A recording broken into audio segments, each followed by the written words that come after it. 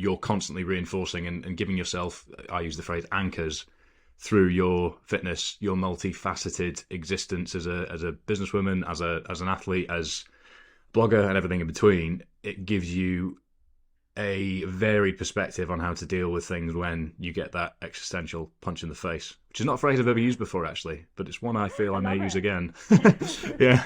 Great. Yeah. So I just on that, whilst we're on the topic, because it's something I wrestle with, and we were speaking about beforehand, is the difficult nature of being multifaceted makes it very difficult as an individual to look after your own health. So how do you monitor your day-to-day health, day-to-day existence to keep yourself in check, given you've got so many things to manage on a day-to-day basis? It makes it difficult to focus. I've just spoken with Johan Hari on the podcast, and he explained to me how our brains work in a more detailed way, and how the systems of focus in the human body work. And we can only focus on one thing at a time. That's how brains work. And I try to time block to be able to do certain things, but like we were saying beforehand, you get pulled into this, you get pulled into that. So how do you manage it on a day-to-day basis with the variety of things that you do?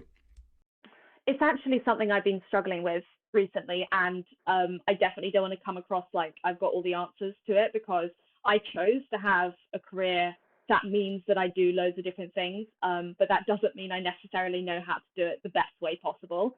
But for me, I find putting my phone away and turning off all notifications is really the best way for me to be able to focus.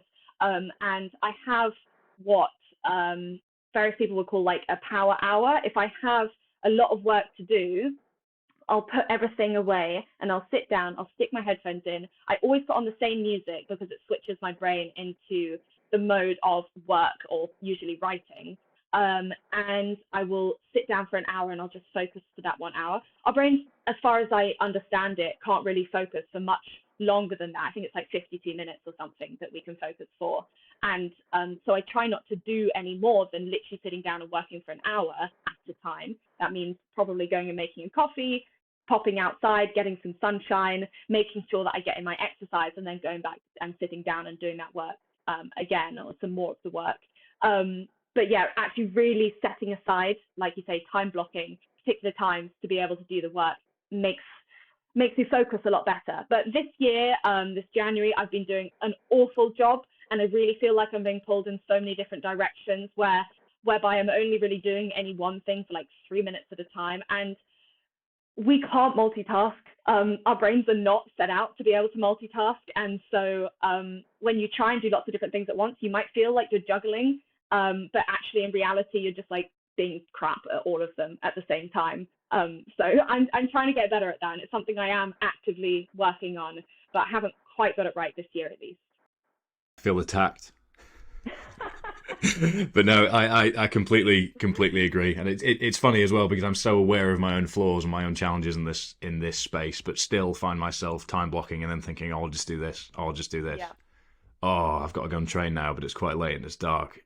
Oh. Yeah. And then I sit there for 25 minutes being like, oh, I don't want to, but knowing that I will because it's just what I do, and I've been disciplined enough to do it for years. So then I'm annoyed afterwards because I wasted 25 minutes thinking about not doing it. I'm like, Fergus, what are you doing? So it's I don't have the answers either, put it that way. Can I say though, I think that is extremely relatable for a lot of people. I do exactly the same. I'll get changed into my workout gear and then I'll sit on the bed for ages just being like, yeah, I should go out, should go for a run. Yeah, I should definitely still go for a run. And 20 minutes later, I've still not gone for a run. And then I'll go for my run, and then I'll come back and be like, when I get back, I'm going to shower, I'm going to go and get this work done, and I'm going to go to the post office, I'm going to do this. And then I'll be 20 minutes later, still on the bed being like, should really get in the shower. And it happens every single time, and I'm just not very good at it. But you know what? We're all the same. And actually, there's a saying like, if you want something done, give it to a busy person, because actually there is something to be said for the fact that when you're busy, you are forced to do things at the time that you say that you're going to do them, and it means that you get so much more done. And I don't just mean like packing your day full of loads of stuff. I mean like planning and making sure that you get everything done at the time that you say that you're going to do it, because otherwise there's no physical way that you're going to be able to do everything.